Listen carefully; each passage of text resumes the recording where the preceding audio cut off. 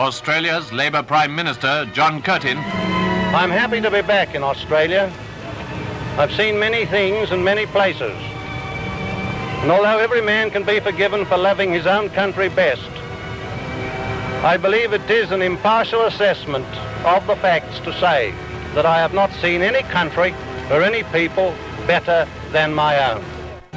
Welcome to Curtin's Cast, the John Curtin Research Centre's podcast, brought to you by myself, Nick Dorenfirth, and Redbridge's Cos Samaras. Each week, we bring you the freshest and most challenging conversations from the world of Australian and global politics, culture and ideas. Good morning, Curtinistas. Welcome back to episode 18 of Curtin's Cast. I'm Nick Dorenfirth, the Executive Director of the John Curtin Research Centre. I'm joined by my co-host. I don't think Kung Fu Cos is a horse, but my great mate and co-host, Cosmos Samaras, Kung Fu Cos, Director of Redbridge Group and JCRC board member, and we're joined today by fabulous overseas international superstar guest, David Swift, English writer and historian. He studied at the University of Cambridge, did his PhD at Central Lancashire University, where he wrote a terrific thesis which became a first-class book for class and country, The Patriotic Left in the First World War. His other titles include A Left for Itself, Left-Wing Hobbyists, and Performative Radicalism. He may have been tilting at Jeremy Corbyn and co., which was published in 2019. The Identity Myth, Why We Need to Embrace Our Differences to Beat Inequality. His latest book, which we are going to discuss with Dave today, is Scouse Republic, an alternative history of that wonderful great city of the UK, Liverpool. Dave has written for an array of first-class publications: New Statesman, Tribune, The Times, The Independent, and Unheard. David Swift, Dave Swifty, welcome to Curtin's Cast. How are you? Cheers, Nick. Yeah, pretty good, thanks. Nice to be here. You've no doubt been dosing up on caffeine and coffee, because I believe it's 2 a.m. In London. Exactly, yeah. It's been a long night. Thank you very much for joining us, mate. It's a real pleasure. So, you are a prolific author, and you've now released, I think it's fair to describe it as a labour of love, a really personal book about what you term the Scouse Republic. So it's a fairly obvious question. It's a bit like, why did I write a history of the Labor Party?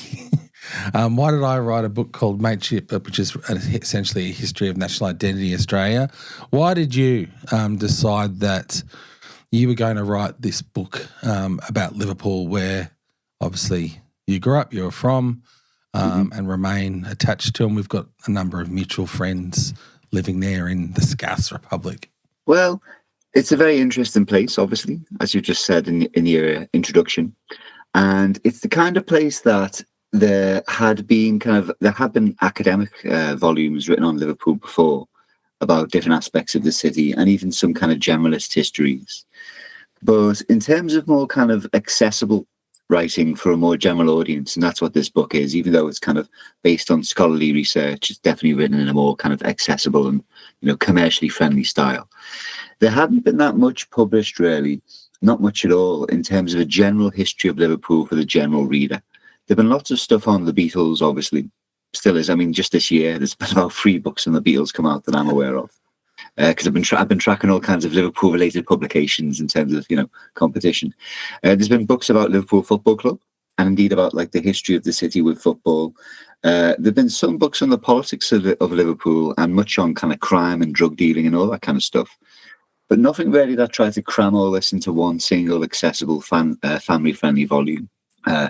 Maybe not family-friendly, actually, depending on your kids' ages. There's some hair-raising stuff in the book.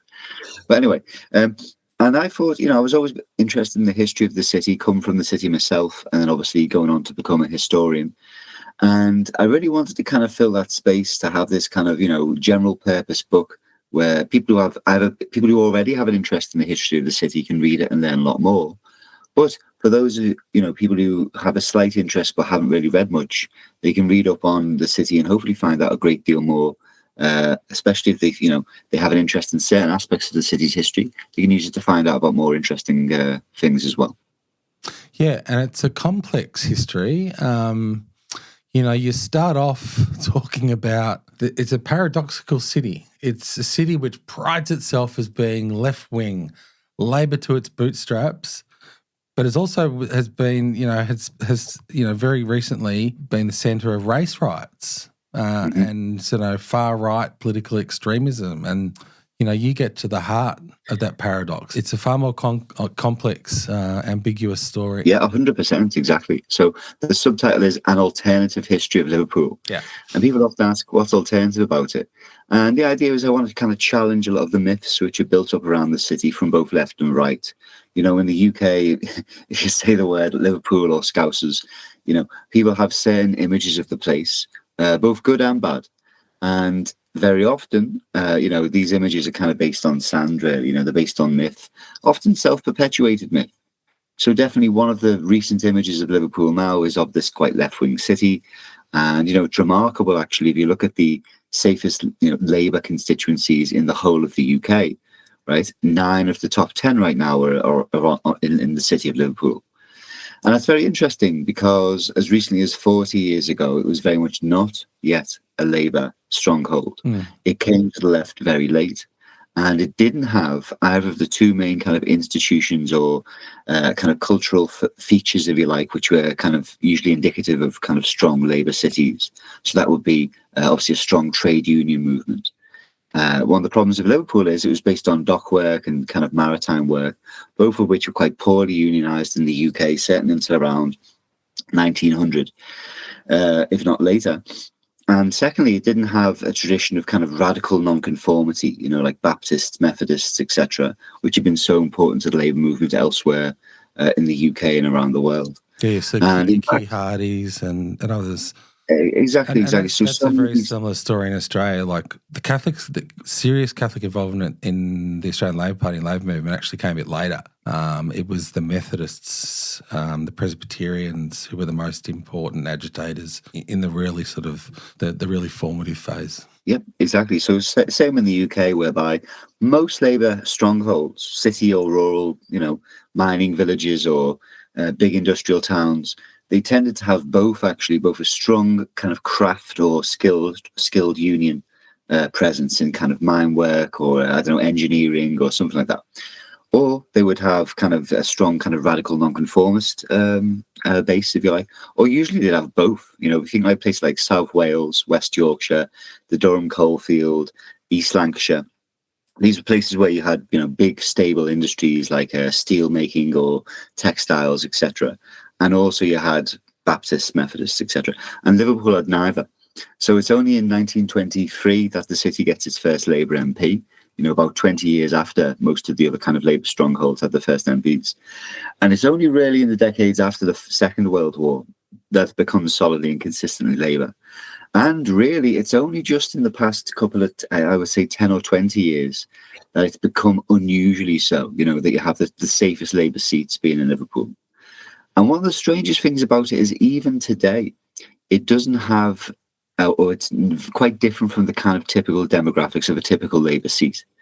So if you look at the other safest Labour seats in the UK, they tend to have a far higher immigrant population than Liverpool. Yeah. They tend to have far more, people with graduates. They tend to have far more private renters as well. The kind of base of the Labour Party in the UK now, and imagine it's similar in Australia in many ways. It's younger people, graduates, maybe immigrant communities, people with university degrees, very often people who are kind of, again, the housing situation is a bit different in Australia, I think, but in the UK, very much based on kind of private renting, people who can't afford to buy a home and basically renting. Oh no, Swifty, it's a very similar situation here, mate.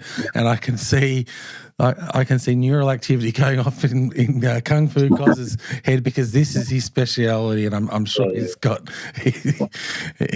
sure he wants to jump in here. It's effectively the same demographic map. Exactly. Mm-hmm. It's pretty much what's occurring in Australia as well. Yeah, and that's why Liverpool's so unusual, because this is a kind of global trend for the left, isn't it? This is where the base of the left comes from. Yeah. But Liverpool it's much whiter than other Labour heartlands. It has fewer graduates. It also has more homeowners as well, right? So Knowsley, which is it's one of the poorest constituencies in the country in many ways. It has one of the highest rates of kind of home ownership with mortgages or being owned outright. So it has all of these kind of complicated things in Liverpool, which if you looked at the demographics, you would say, this would be kind of Farage country. This would be the kind of leading edge of the kind of, revolt on the right, etc. David, but bizarrely, is there a difference between the north and the south? Yeah, gentrification down the south.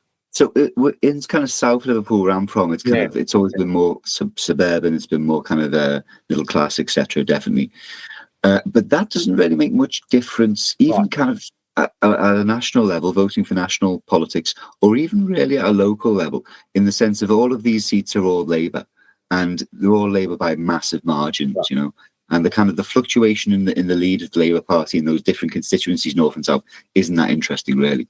One thing that is that in sort of 7 out of the 9 Liverpool or Merseyside constituencies, Reform UK came second. And in only 2 did the Green Party come second in the last UK general election last July. And that, again, is based on a class difference, right? So the Green Party came second in probably Liverpool Wavertree, which is probably the most kind of middle-class area, and also Liverpool Riverside, which is one of the big diverse areas that has lots of young people and lots of ethnic minorities, etc. as well.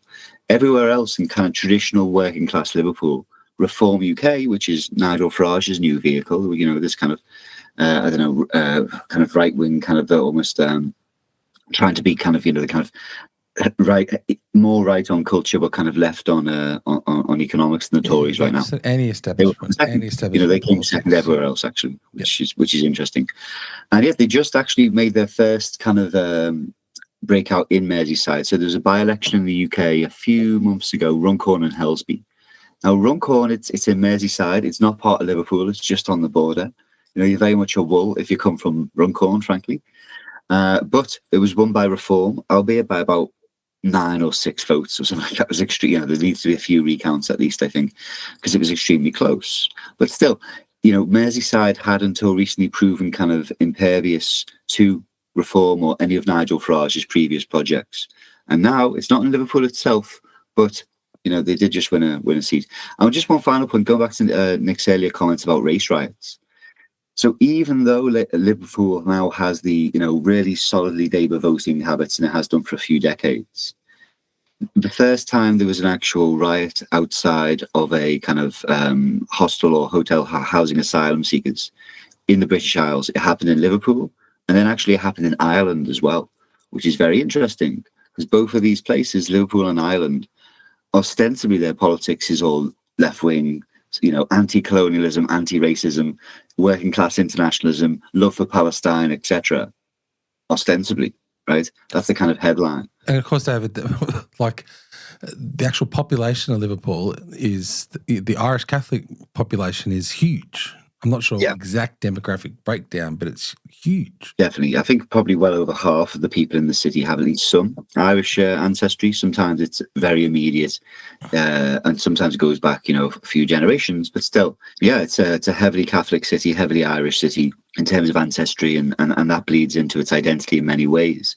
Although in a complicated way, of course, there's many other areas in the UK which have high levels of Irish immigration and don't, or have done anyway, and don't have the same kind of political and cultural identity as Liverpool. And also, very interestingly, a lot of the, as you may know, the Irish diaspora in the United States tends to be pretty kind of right-wing. I think one of the most solidly Trump-voting communities are Irish Americans, whereas Irish people in Ireland tend to be very opposed to Donald Trump, for example, and that kind of politics. But a lot of people in Liverpool who are kind of proud about and boast about their Irish ancestry and sing IRA songs and sing, kind of pro-Palestinian songs and anti-Margaret Thatcher songs, etc. That's their identity, and they would say, being Irish Catholic is important to their politics. But frankly, there are loads of kind of Irish diaspora in places like Essex and Kent who are extremely right-wing, And a lot of these people, it's interesting to compare like the history of the East End of London another kind of big dock-based area, which again didn't have many kind of Labour politicians until the 1930s, really.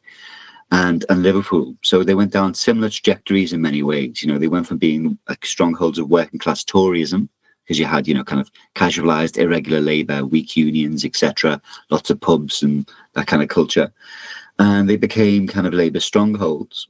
But then the East End diaspora in places like Essex and Kent, when they moved out and they got richer, etc., they became part of the suburban middle class. They became extremely right-wing, or, you know, not extremely right-wing, but definitely a real centre of Margaret Thatcher's Toryism and a kind of base of the Conservative Party to this day. Now, they very often all got like Irish granddads who are dockers and all the rest of it, just like Scousers do, except they don't use that as part of their kind of story about why they're so left-wing and so much hate the Tories and the British state, etc. So, yeah. The kind of Irish influence thing is big and important in Liverpool, but that by itself is no guarantee of kind of more left-wing attitudes. And like I said, it's to some extent it's a coincidence, but to some extent it's not. That the first two places in the whole of the British Isles to have kind of modern race riots against immigration were in Liverpool and in Ireland. Reform vote, is that largely, does it skew older residents of Liverpool? Yeah, 100%. So it skews older. Although there's some interesting divergences. So as you may know, and I'm not sure about Australia, but I know in many countries now there's a trend where amongst younger people, yes, the women are going more left wing, but the men become more right wing. Yeah, exactly. Right? Yeah. And for 18 to 25-year-olds at the last election, I think only about 6% of 18 to 25-year-olds voted Reform, which by itself is higher than you might think, you know, of young women voting for a radical right party. And about 12% of young men in the same bracket did, so twice as many. And it was similar with voting for the Green. I think something like 24% to 25% of young women, 18 to 25, voted Green. Only about 12% of young men at that age did. So definitely Reform are doing better than you might expect with younger people, especially younger men.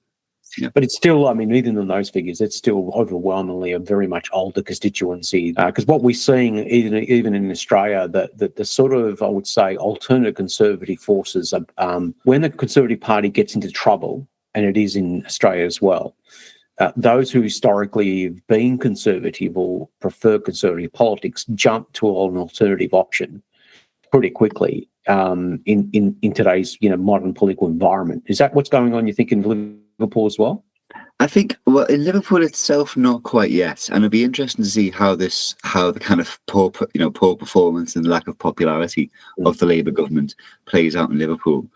Because I think, you know, the Labour Party has kind of been able to weather, obviously it's had a pretty bad few years at national level recently in some elections, and it did well in Liverpool anyway. You know, its national performance never seemed to affect its performance in Liverpool.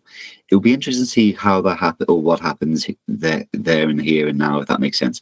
Because I think a lot of people in Liverpool, they have this kind of tribal identity to Labour for whatever reason.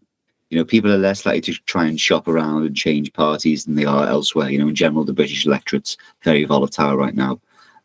You know, you had the Tories' worst ever performance last time, and that was 5 years after their best performance since the 1980s. You know, Labour's worst ever performance since 1935 at the last election, and now it was, I think, our second best ever performance.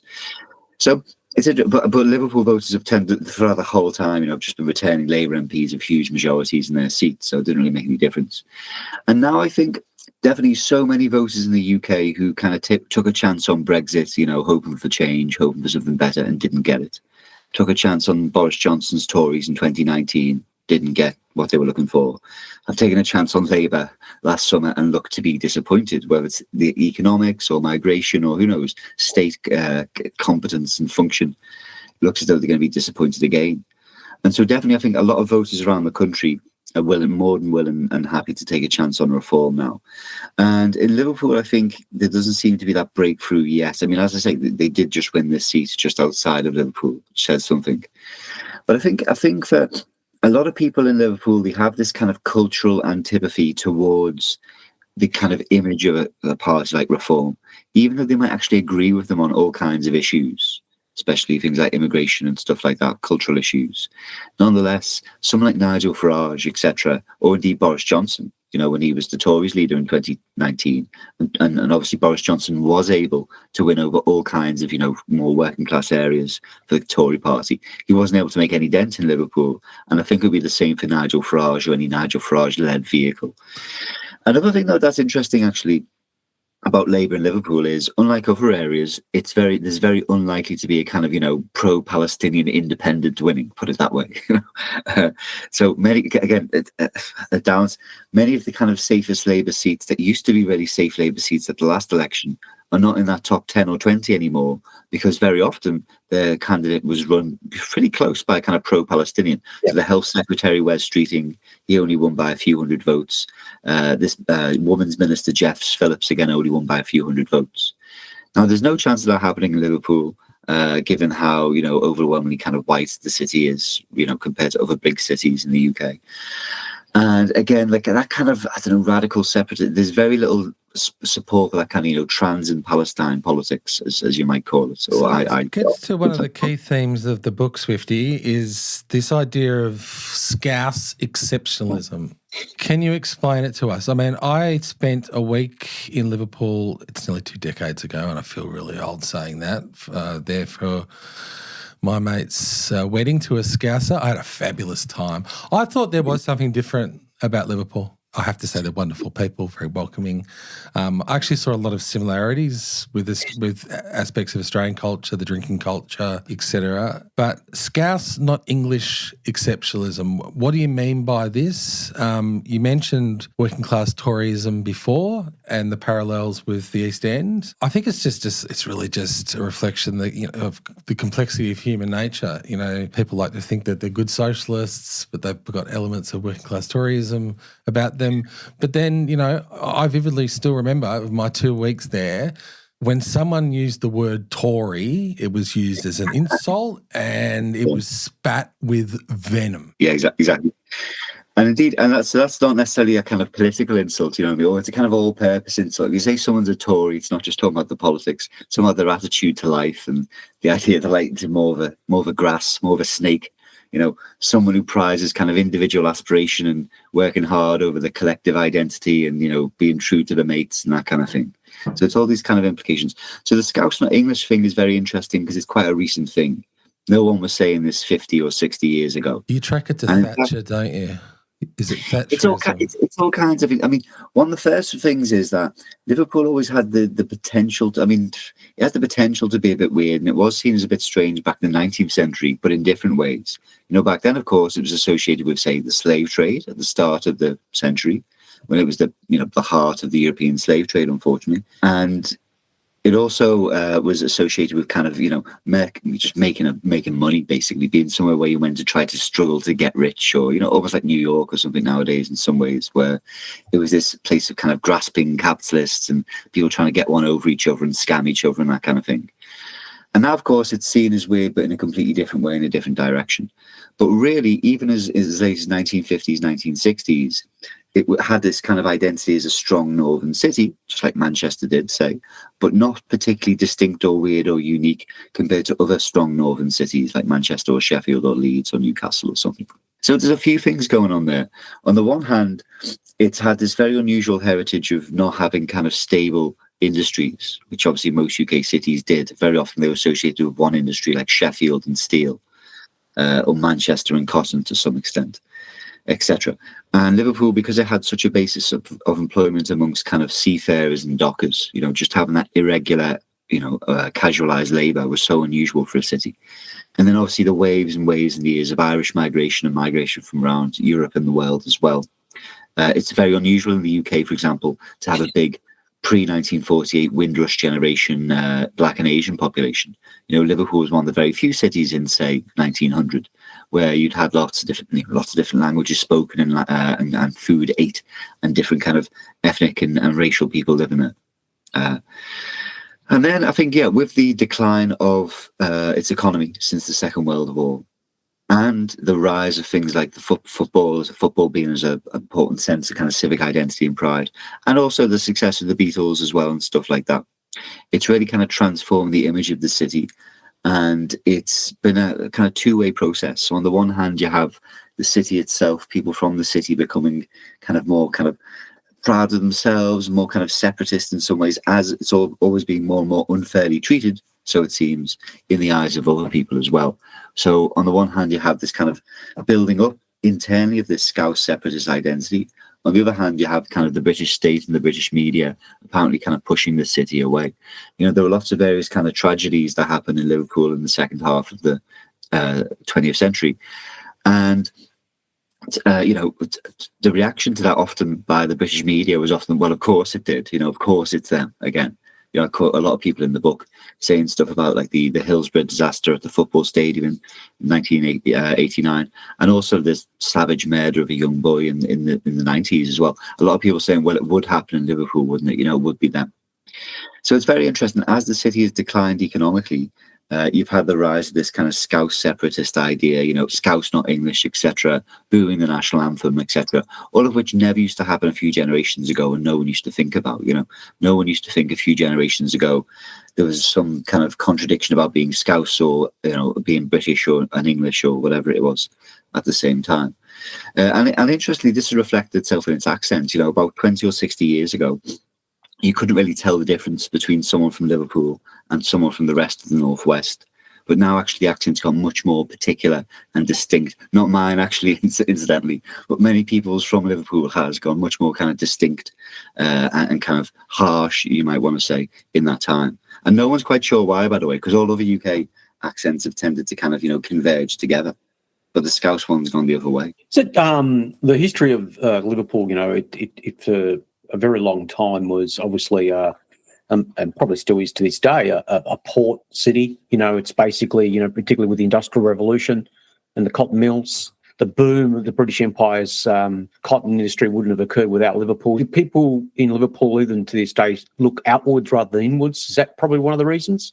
I think there's definitely an element of that, 100%. Yeah, definitely. So something that's interesting as well is, you know, as kind of the UK and Australia and countries, you know, kind of post-industrial countries, if you like, you have a rise of kind of service sector, tertiary occupations, and definitely a rise of kind of, you know, phony self-employment, if you like, you know, people who are ostensibly self-employed, but really they're working in the gig economy for whoever. There's been such a long history of that in Liverpool. You know, dockers essentially were kind of one unit, working not even just each day getting a new job, if you like, and each day not knowing if you'd find work or not. Yeah. And again, just having such a history where it's so usual for about 15% of the city's population to be away at any time on a ship somewhere, you know, for months at end sometimes, often not coming back. I remember my granddad, like a lot of my family's got like cousins in Perth, etc. And once he went down to see, he got on a ship. A few months later, he was in Perth, you know. En route, he went to like Montevideo and Buenos Aires and stuff like this. And so many people in Liverpool have got stories like this, you know, when it used to be so standard, just go away to sea for months at a time. And yeah, again, my granddad's been to Montevideo and stuff in the 1930s and 1940s for him, etc. So because they have such a long heritage of kind of casualized labor, of kind of live for today, of you never know when the ship's coming in or what it's bringing, you know, of being able to hop on a boat and go away somewhere. That's such a strange kind of thing to have in your kind of cultural bloodstream, if you like, which other UK cities don't have. Other big port cities, of course, exist, but they tend to be on smaller scales than Liverpool, or with somewhere like London, where you have a big docks and a big, you know, kind of shipping industry, it's only one part of a much larger kind of, you know, industrial social pie, if you like. So I think that has a huge influence on the city, even to this day.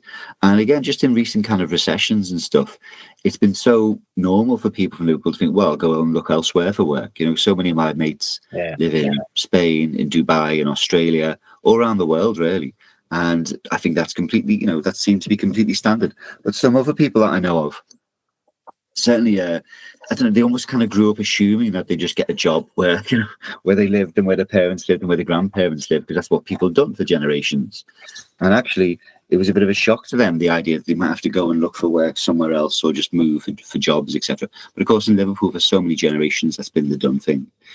So I think that's a thing as well, yeah, because that kind of international kind of outlook really influences things. In many ways, again, possibly like Irish people, the way everywhere in the world, you know, there's an Irish pub everywhere. and probably everywhere in the world, because some places where you think, really, and yet you'll see O'Neill's popping up somewhere. And very I often, don't know whether you've come to Australia yet, Swifty, but there's about 1 million Irish pubs in Australia. I'll bet. Yeah, I I'll can bet, I'll assure bet. you of that. Just coming back to economic decline is a big part of the story, and I don't think that's unique to Liverpool. We've seen that in various parts of Australia where there's been decline and strengthened aspects of people's identification with local. I just wanted to come back to Thatcherism and the 1980s and the causation there in terms of this strengthening of a distinctive Scouse identity. Correct me if I'm wrong, I think Militant had a strong presence in Liverpool. Exactly, yes. And The for militant a tendency period, in the Labour there was Party. there was a sort of well-suited, there was Derek Hatton who led the city council in the 80s. He was a sharp-suited, well-dressed Trotskyist. So again, it's just this fascinating complexity that you can have these sort of characters emerge. I think he's in a little bit of sort of legal troubles. He was in some legal troubles. Yeah, definitely a few of them. Yeah, both Derek Hatton from the 80s and also the current mayor as well are currently in some legal difficulties. Actually, anyway, so militant tendency, a sort of faction, if you like, within the Labour Party that was actually banned in the 80s. Became very big very quickly in Liverpool and actually took over the council in Liverpool, took over the Labour group on the council and therefore took over the council. And they got involved in all kinds of kind of high profile stunts, if you like, and were heavily criticised by the then Labour leader, Neil Kinnock, at party conference when he gave a famous speech talking about how a Labour council was hiring taxis to give out redundancy notices to its staff because it had spent too much. And so there's a bit of a kind of war, if you like, between the Liverpool Labour Party, the militant-controlled Liverpool Labour Party, and the National Labour Party in the 1980s. And again, very important to Liverpool getting its modern reputation as this kind of militant, Bolshevik kind of left-wing city. But in many ways, the only reason militant were able to take over the Liverpool Labour group was because it was so badly attended. There were so few people in the city who were kind of solidly, Labour activists, basically wanted to give their time to Labour Party because it always had weak unions anyway, and that really kind of, escalated with deindustrialisation by the 1980s. And so it meant that the sort of militant left, lowercase m militant left, the militant left that existed was kind of able to take over key positions because there just weren't that many kind of Labour Party moderates. Same today in many ways, actually. Many of the Liverpool Labour parties have such low membership compared to other places in the UK with a more kind of active political left-wing middle class. So I think even though you had this kind of militant council with big M and lowercase m in the 1980s, and that it was really important to Liverpool getting its modern reputation in the UK, it didn't necessarily reflect the politics of the city that well. It was just that they were able to take over it. Jumping forward, something Cos and I have been tracking relentlessly, obsessively, Swifty, is this concept of class realignment. Cos mentioned reform before. I was struck by an element of your book where you sort of described, if we can generalise Liverpool politics, Liverpool's left-wing politics, it's much more of, certainly not of the Corbyn variety, although I'd be interested in hearing just how much support Corbynism had in the Scouse Republic, but more blue Labourish. We, of course, had the great man, Lord Glasman, on the show a couple of months ago. Am I verbling Scousers by describing their politics as blue Labor, which is, to simplify things, sort of leaning left on economics, but more socially and culturally conservative? Liverpool had traditionally understood as part of the Red Wall.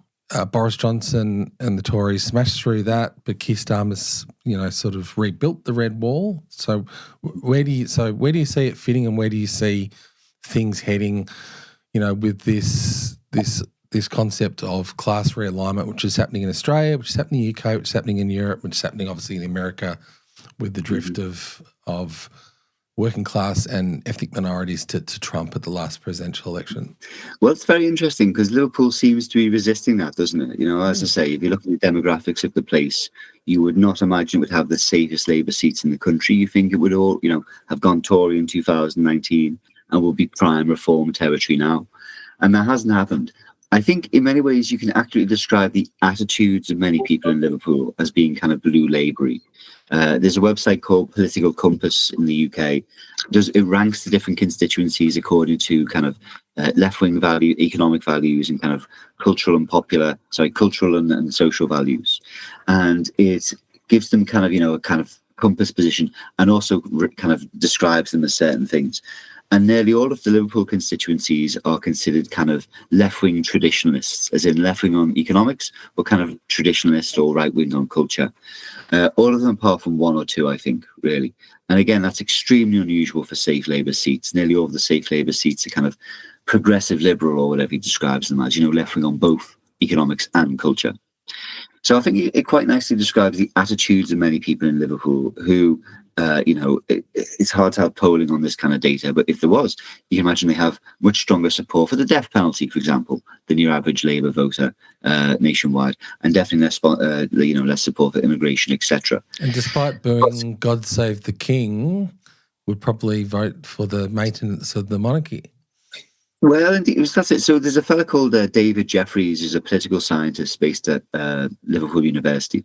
And he studies this, actually. And he finds that if you look at kind of Scousers in general, there's only marginally less support for the monarchy in Liverpool than there is elsewhere, frankly. It's not as stark as you would think from the more kind of high-profile stuff that happens at certain football matches. So, yeah, a lot of people in Liverpool, again, even within Liverpool, even within kind of football fans, a lot of Evertonians say all of the Scouse, not English stuff is cop-out behaviour. So what they describe as Liverpool fans' behaviour. And it doesn't really apply at Everton.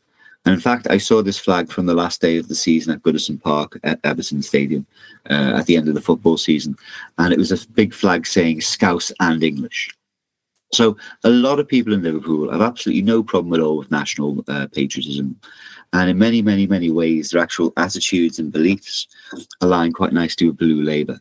Having said that, I don't know, they might not say that that's the case, if you know what I mean, because there's such a strong kind of anti-Tory energy here and an anti-Tory identity that it doesn't very well translate to Blue Labour necessarily. In fact, the more it's so superficial, but people are often more willing to kind of spout this kind of, internationalist identity, even if they don't really believe in that, frankly.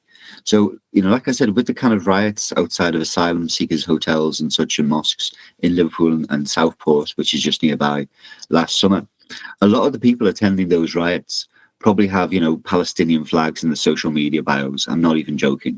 You would not see any Israeli flags at those demos, for example. With so much, elsewhere with kind of anti-immigrant riots in the UK, you definitely would see Israeli flags, not in Liverpool. You might see Palestinian flags as they're literally storming a mosque. But, that's the kind of identity here a lot of people have. Even if they are quite more, right-wing on cultural issues, they certainly don't want to necessarily boast about that. I don't know. They want to express it in a different way. Yeah, you are certainly looking at what appears to be more tribal identity rather than, we could easily, we're talking about the class realignment. There are cities in this country where we're seeing that realignment actually favour the left side of politics, in cities like Adelaide and Perth, for example, where they haven't had historically very strong manufacturing bases. And as that realignment has occurred, in this country, that realignment is causing political volatility. It's not necessarily aiding and abetting the conservative forces. But in cities like Adelaide and Perth, where that manufacturing hub has been much smaller, that realignment, where you've got people who clearly have not had that history, is favouring Labor in a very big way. But I think in Liverpool, it's more to do with it's just a tribe, mate. Yeah, it's very strange, isn't it? It's because if the left could kind of bottle this, whatever it is that makes white working class people without university degrees become solidly left wing, they'd be selling it around the world, wouldn't it? If you could somehow capture that phenomenon and sell it. But no, I think Liverpool is so unusual and so unique. I think it's hard to export that elsewhere in some ways.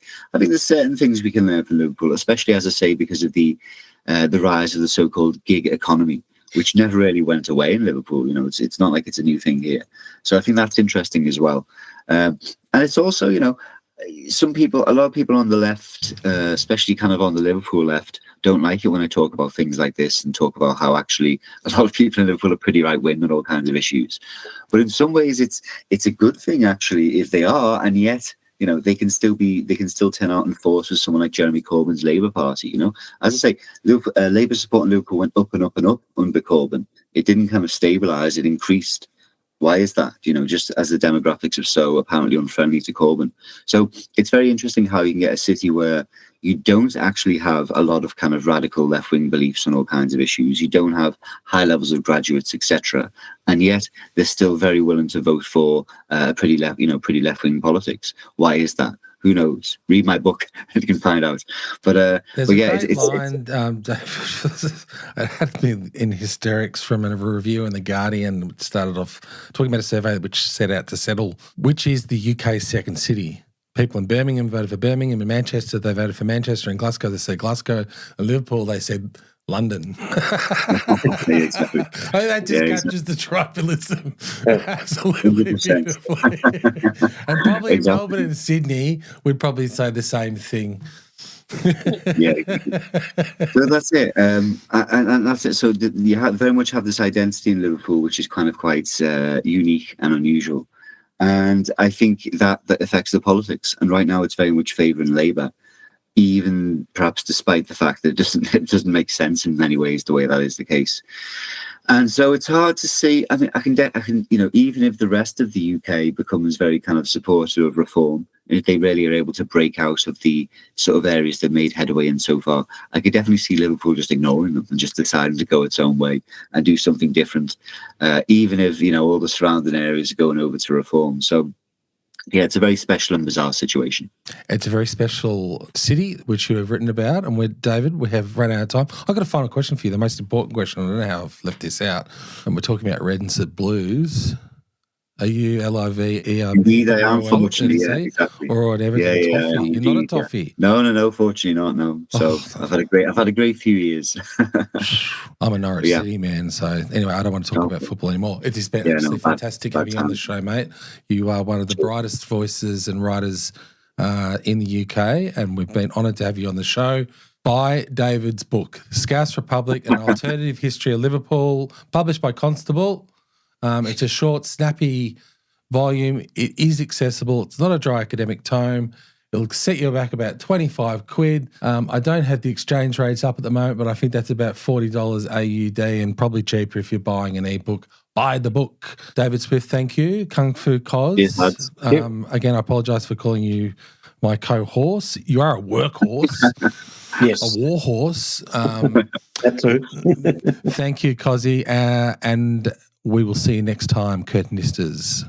Ciao and arrivederci.